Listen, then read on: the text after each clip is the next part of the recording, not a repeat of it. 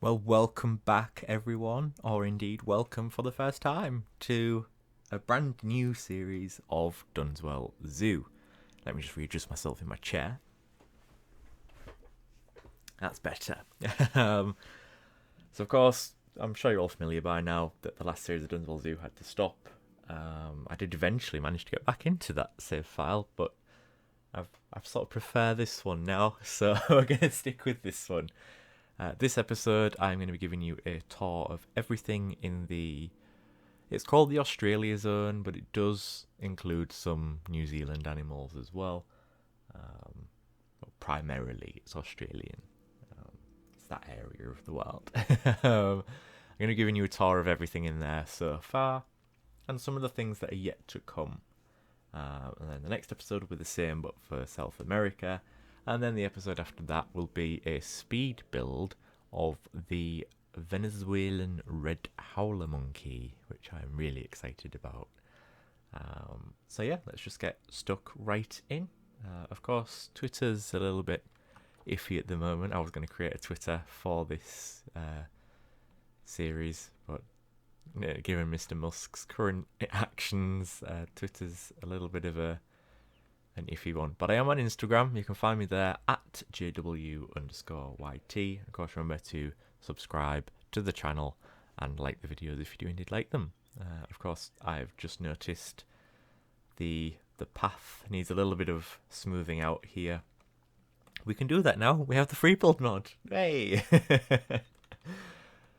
So I don't want to keep you all too long. So we just descend down the ramp here.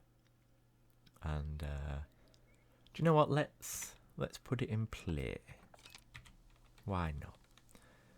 And we reach this little plaza area for the Australia Zone. You can go left or right. It doesn't really matter. It's a loop. You're going to end up in the same place anyway. As you can see, most of the directions, in fact all of the directions, point to the left. So we have the platypus, the Lumholtz tree kangaroo, the numbat, the greater bilby, the Bennett's wallaby, the takahe, the swamp wallaby, the eastern quoll, the dingo, some guest amenities, the kiwi, the Queensland koala, the common wombat, the Tasmanian devil, the Australia house, which houses most of these, and of course the Australian sea lion. But the first animals you are greeted with are the emu and the red kangaroo. Now, it's not completely finished. It does need a little bit of work.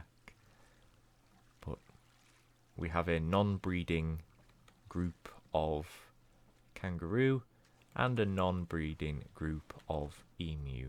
And of course, you can get fairly good views of both species. And the majestic keeper. You can get fairly good views of both species from here. This fence would probably be a little bit taller, and there might be a barrier, because the kangaroos could jump over this in reality, but they can't in the game. So I don't know what to do with that at the moment. So I've just left it for now. But we might do a remake at the moment. Oh wow! Look at this. You imagine being a guest and just being stood here and seeing how close the kangaroos can get while it has a poo. It's covered in scars. And you can, of course, see the house back there as well. The house is equipped for both species. And there are these custom donation billboards as well. So I didn't make the box. I can't remember who did make the box, but I did make these little posters. I quite like making them, actually. So donate today and support one of our many conservation projects in Australia and New Zealand. We have a little emu illustration there. I actually can't see the emu at the moment, but they are in here because the education's lit up. So we're just going to take the left.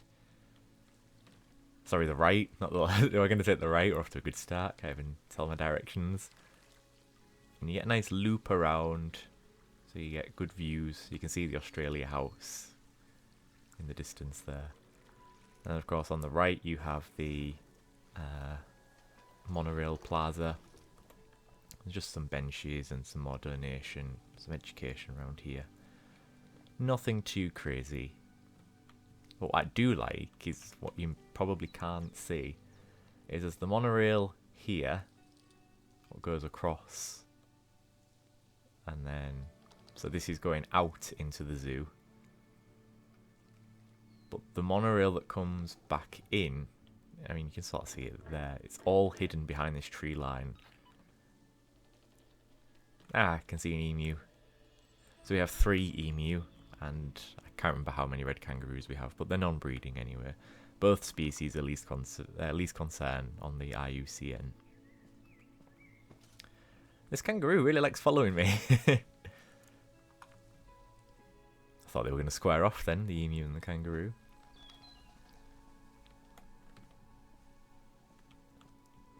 And then again, we've just got some different types of conservation education. So this is about land sharing, I believe.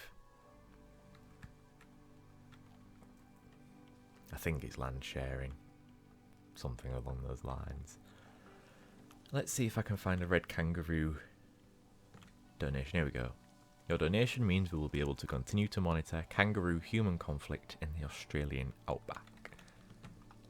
Of course, because they are least concern, but like most species, they are at risk these days due to the actions of human beings. So the planting I've been really conscious about around here. I wanted natural planting for the kangaroo and the emu. A few Australian species would grow quite well in the UK. I don't know if they would get this big, but I do know eucalyptus can grow in the UK. And of course the sycamore trees, they can grow in the UK. These palms, again, not 100% sure. All this sort of stuff on the right, that would definitely grow well in the UK. But yeah, I wanted something that seemed authentically Australian, because it's sort of the first habitat that you see going into the Australia zone from the entrance, of course. So the house then, we'll just do a little quick nip inside. I think I need to put a trim on here, or maybe not. It's a flat roof, isn't it? Yeah, I won't do a trim. Thick door. We have 3 emu, which technically should be in this side. And then this space is for the kangaroos. And there is, of course, windows on both sides.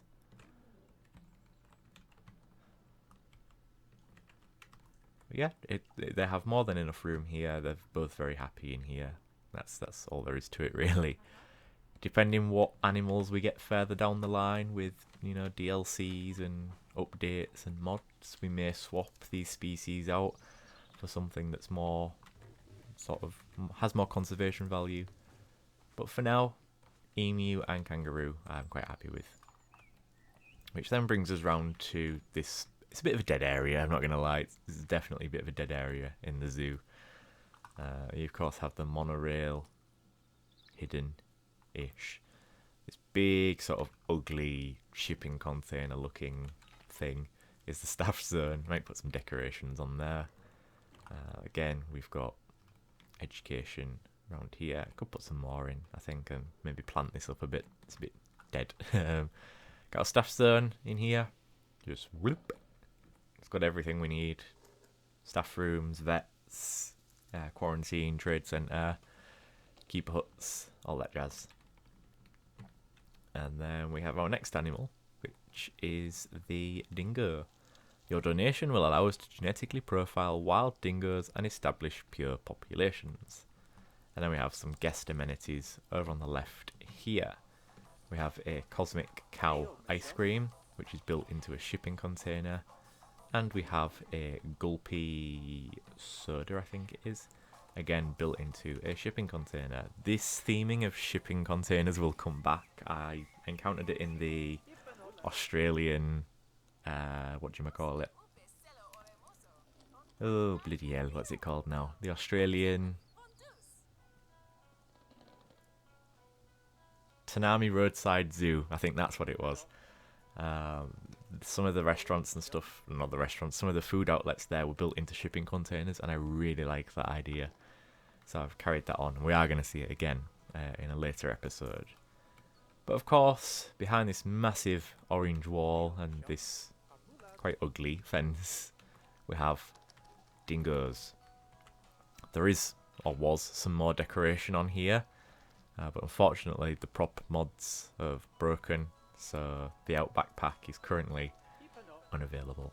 But when all that's fixed, we will be adding some more decorations.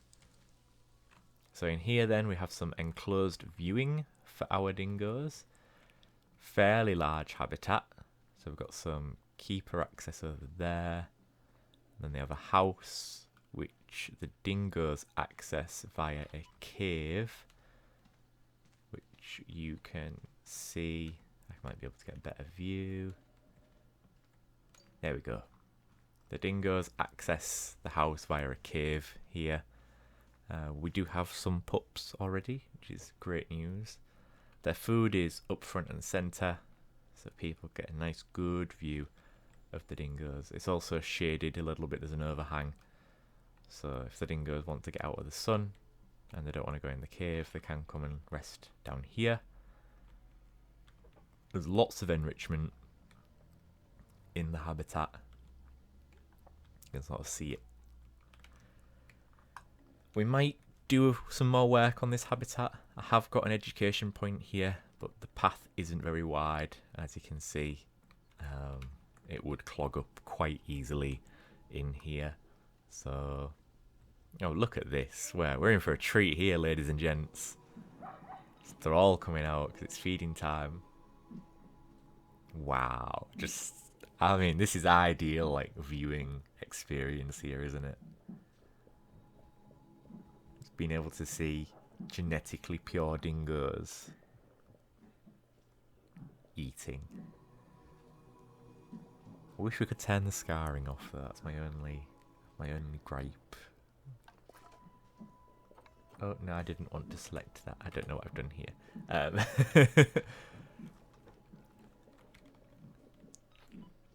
But yes.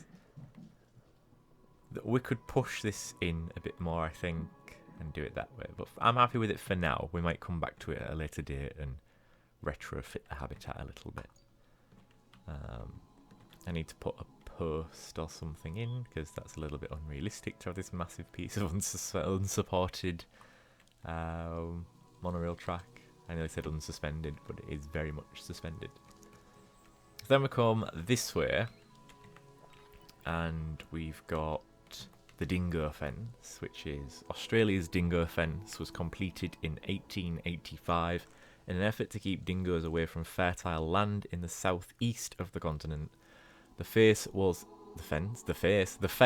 a success for a long time in keeping dingoes away from livestock.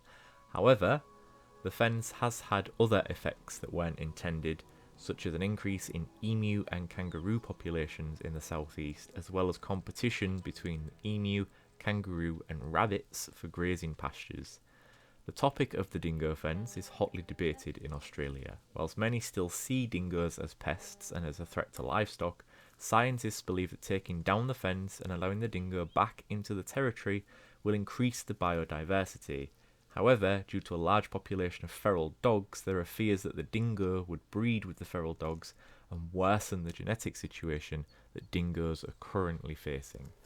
You can see this is an example of what the fence looks like in one part, and this is the length of the fence. So it's a major structure.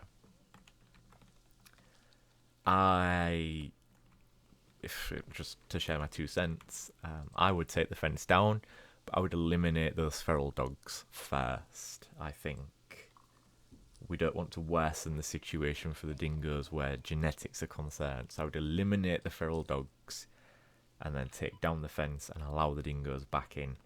Or, another option, eliminate the feral dogs, identify the genetically pure dingoes, not the ones that have bred with dogs, put them at the other side of the fence and establish a genetically pure dingo population this side of the fence. And then we do that. But I don't know. There's a lot more to it than that. And just a little bit more about the dingo and the role that Dunswell Zoo plays here. So Dingo. Dunswell Zoo is incredibly lucky to have a pack of genetically pure dingoes to contribute to the global efforts of the DGPG.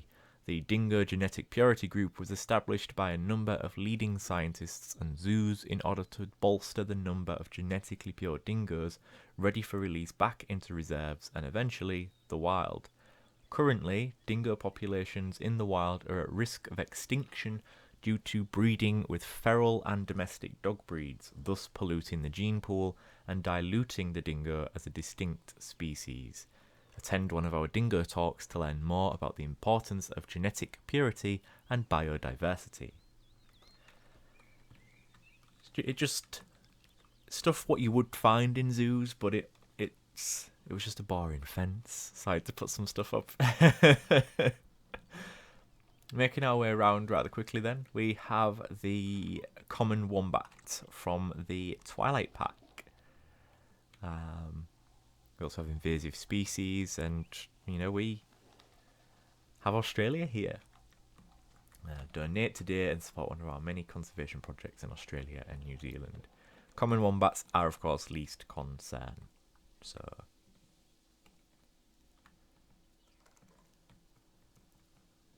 they are actually breeding, though, the ones we have here. There they are. One's just emerged from the burrow. So they have a small outdoor area and a bit... wow, that was a quick one, but... and a larger indoor area.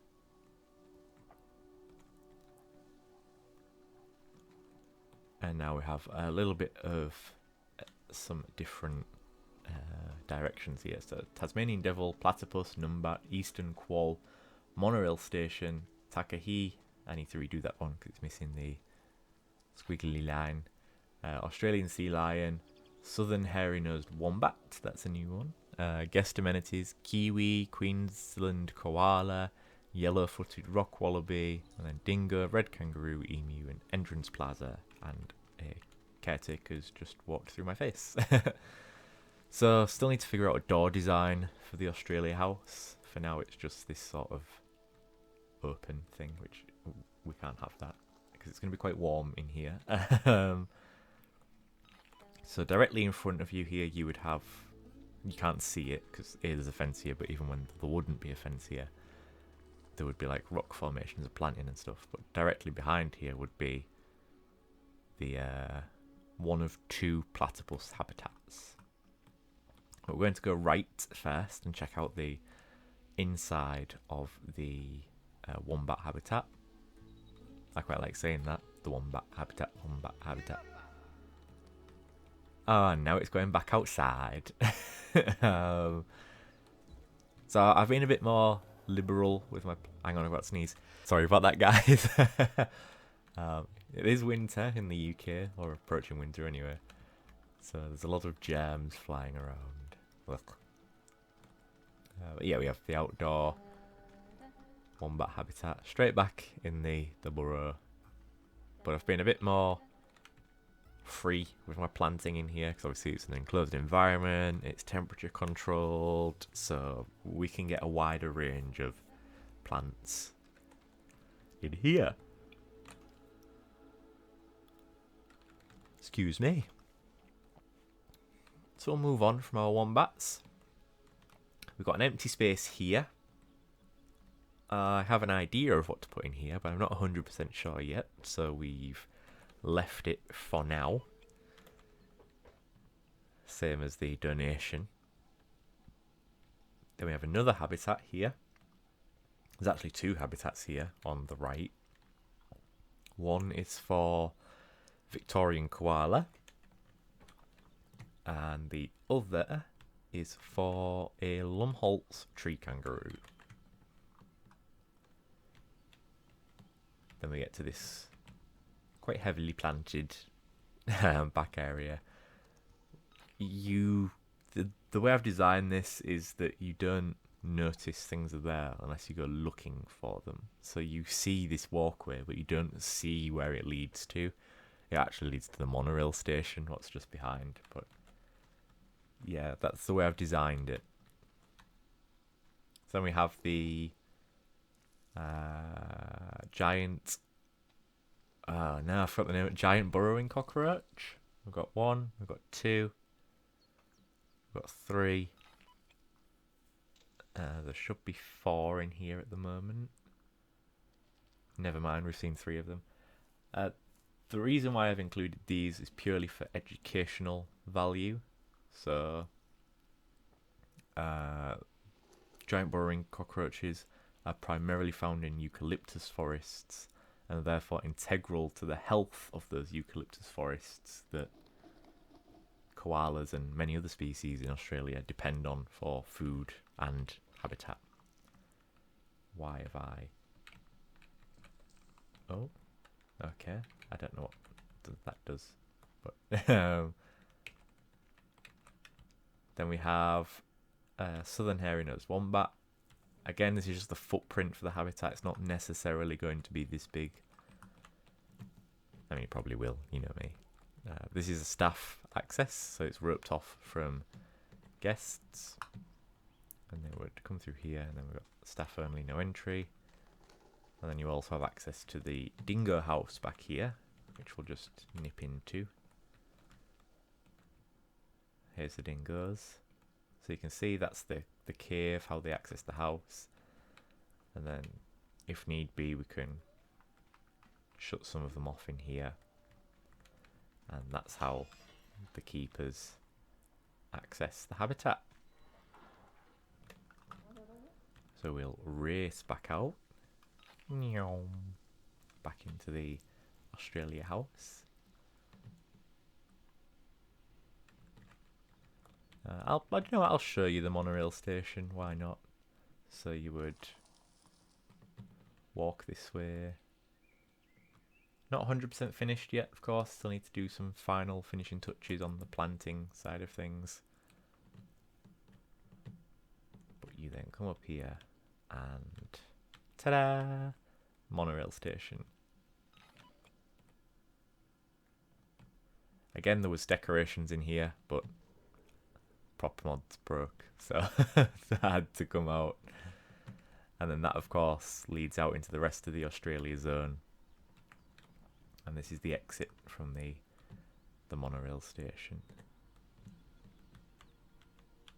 Which brings you... You could actually, if you're lucky, if we just rewind a little bit, if we go up there, you could actually get a really good view of the koalas.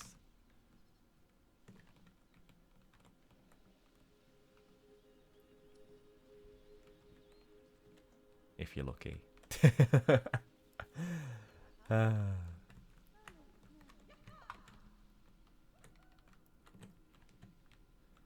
So then we have the koalas. There's 2 habitats. We have males in one and females in another.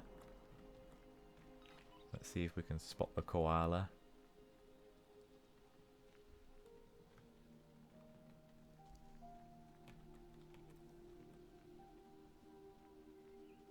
Is that him?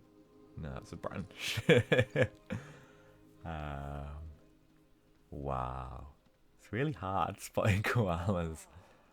Guess I've done a good job in designing the habitat then. Oh, there he is. Never mind. He's just bolting straight to the back of the habitat. And then, of course, we have our females in here. Australia's koalas need our help now more than ever. Please consider supporting our efforts today. And they do. Of course, there's the wildfires in Australia, and they're currently having severe flooding as well. Koalas were already at risk as it was, but even more so now that their habitat is literally being burned and flooded around them. So we have 4 females, I think, or 3. There's definitely 3. Possibly 4. There's 1. 1 in the tree. There's 2.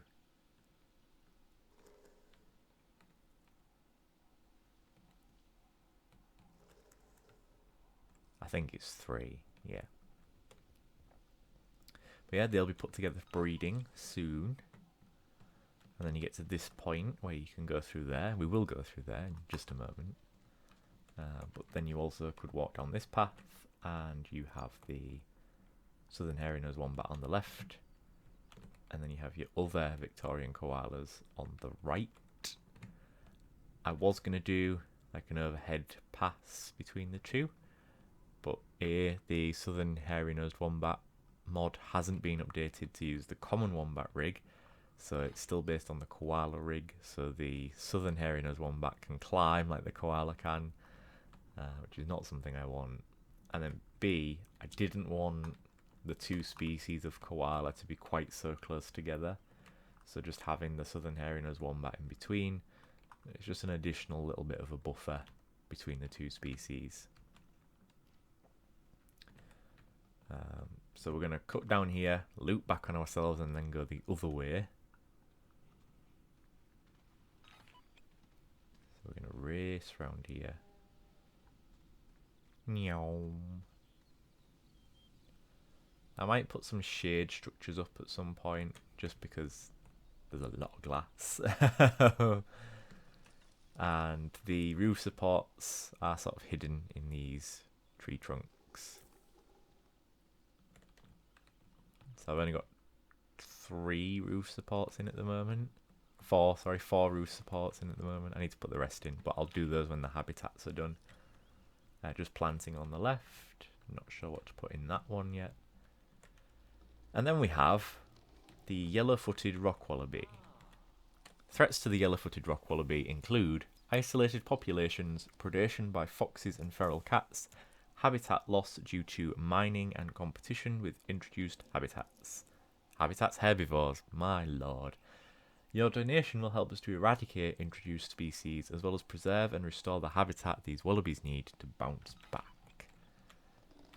So let's go look at our yellow-footed rock wallaby. We only have 5 at the moment. It's really hard finding some with some decent genetics on the store. We only have 5. And I'm not entirely satisfied with the habitat. I may well redo it at some point. Along with the dingoes as well. I want this rock formation to be a bit more habitat-like and not function so much as a wall. You can see we've got the rock wallabies here and down here as well. So they do have a body of water. I'm going to change that at some point as well. We do have an albino rock wallaby, which I really like. There's the big male. So there are 5 yellow-footed rock wallabies. See, they can use the rocks. Whee! That was cool. They can use the rocks, but it just looks a bit like a wall, whereas I wanted it to be more of a sloping feature. Like if we just magically merge through the glass. Don't try that at home, kids. See, at this side I've sort of got what I wanted, because the tree hides this access slope that the kangaroos can use. But then up here there's just this strip of sand and planting, which, don't get me wrong, the rock wallabies would encounter habitat like this, and there was one up here. But the guests can't see up here, and it's not particularly interesting. And then when you look at it from down here, it's interesting from the front, but it's still a bit steep. I need to stagger it a bit more and bring it forward. So I think the rock wallabies and the dingoes will be the first 2 habitats to get a little bit of an overhaul. Of course, they have this body of water. They do have some complete privacy, although, you know, guests could see over here with the one-way glass. There's some enrichment over here, and then an indoor house, just to get away from the heat, because the sun, like, it shines right on this bit. So I've given them a little bit of shelter just to get away from the heat and just to get away from the hustle and bustle of what's happening, basically. Then there's this little cut through area just because I like it. And there might be some viewing opportunities for our second platypus habitat. And then we've got a roof support here, which is absolutely fine. And then again, the path splits. So on the left here, we're going to have the Tasmanian devils. There's going to be 2 habitats for them. This is one of them. And the other one's pretty much the same. But then this path here is actually going to be much lower down, and there's going to be underwater viewing for the 2 platypus habitats. So you would sort of come down here, and then it's going to slope down until we're below the water level. And then you're going to have viewing for both habitats of the platypus. And then it's going to slope back up and rejoin here. And then, of course, we have the numbat.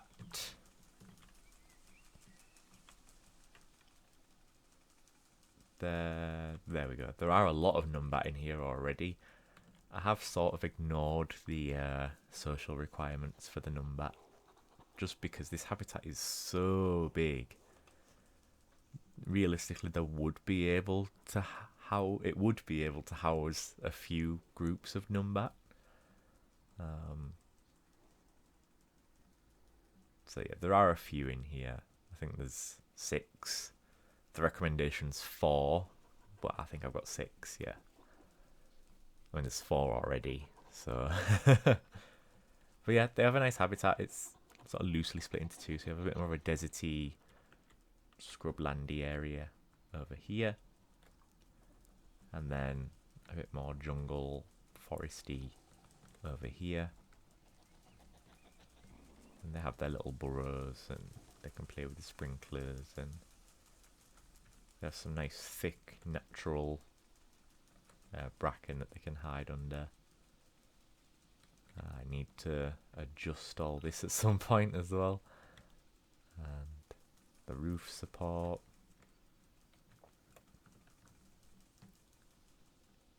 They have really big habitat for the numbats. I mean, if I just very quickly show you,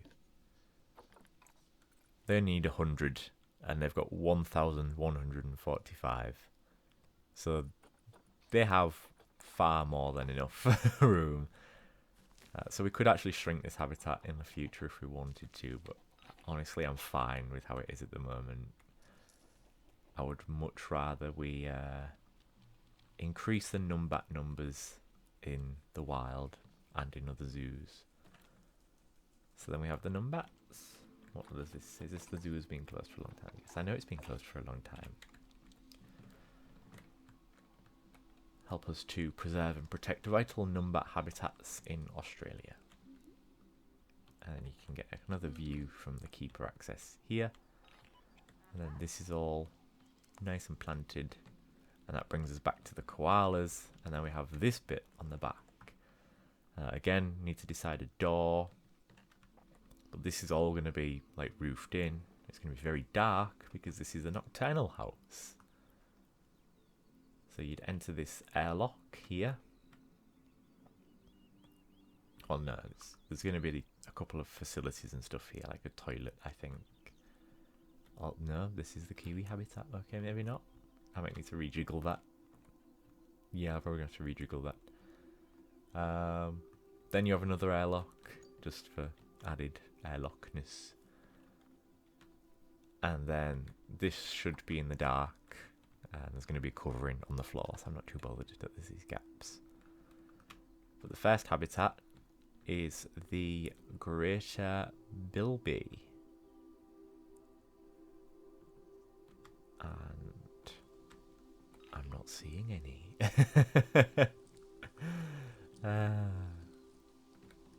This is where I find out that I haven't put them in yet, isn't it?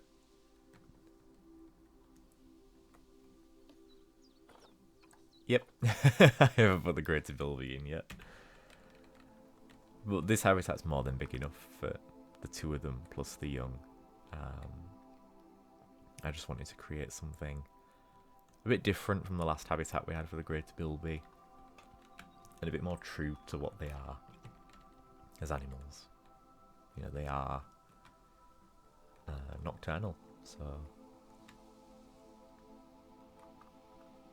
this would have, it'd be lit up in red, and there'd be a completely sealed roof and stuff like that. But you need to put the animals in first, then you would turn the corner, and then in here there is the eastern quoll.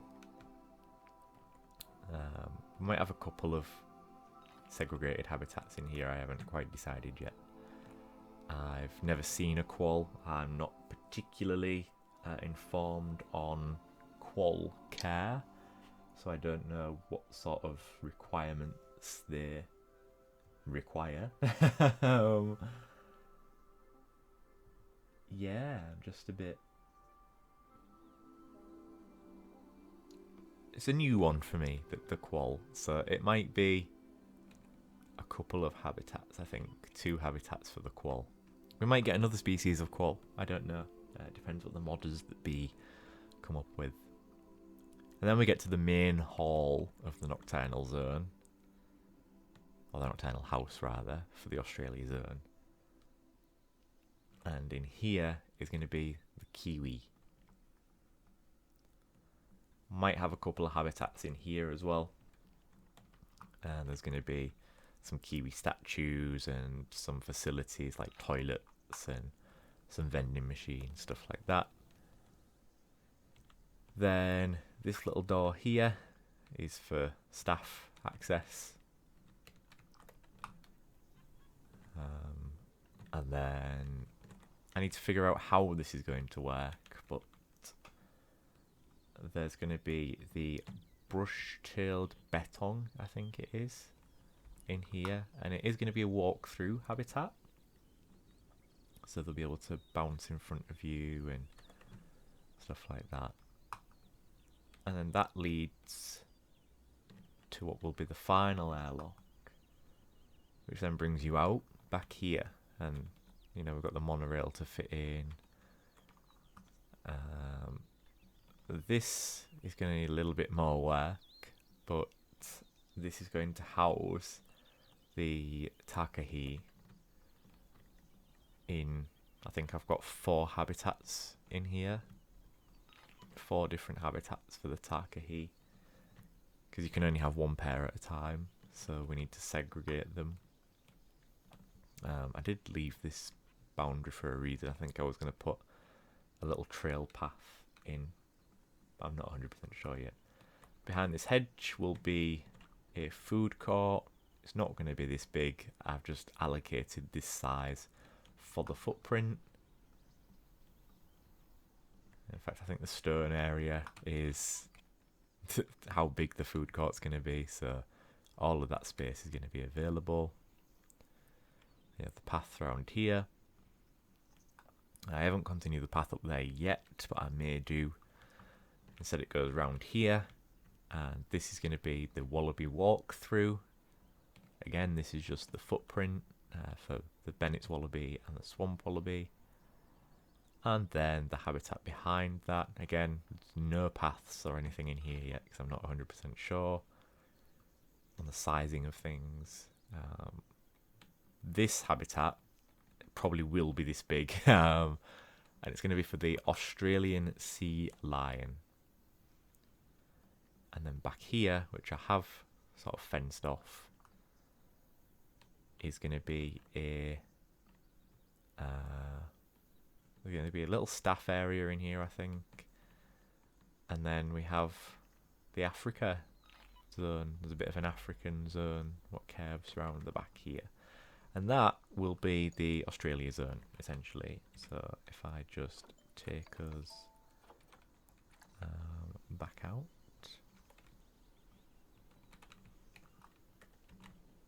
There we go, that's better. I wondered why it was so slow. That is essentially the Australia zone. Is this area here, this area back here, and then this in the middle-ish. The rock boundary going round So you can see it's here and all around here and then down here. That's where the Africa zone is going to be. And the same here, this rock boundary is going to curve up. And that's going to be the Asia zone. And then this rock boundary is between Asia and South America. We'll be exploring South America in the next episode. Thank you very much for watching. I hope you have all enjoyed. Please let me know your thoughts in the comments section below. I really appreciate them. And I'd love to know what you think of everything so far in the Australia zone. What would you like to see? What would you change? What would you improve? Would you improve anything? Just everything and anything. That's what I would like to know. Please remember to like the video, of course, and subscribe to the channel if you've enjoyed this content and want to see more of it. The next episode should be out fairly shortly, if not sort of immediately after. And it will be the South America tour. Until then, my friends, thank you for watching. Stay safe, stay kind, and I shall see you all in the next one. Bye-bye for now.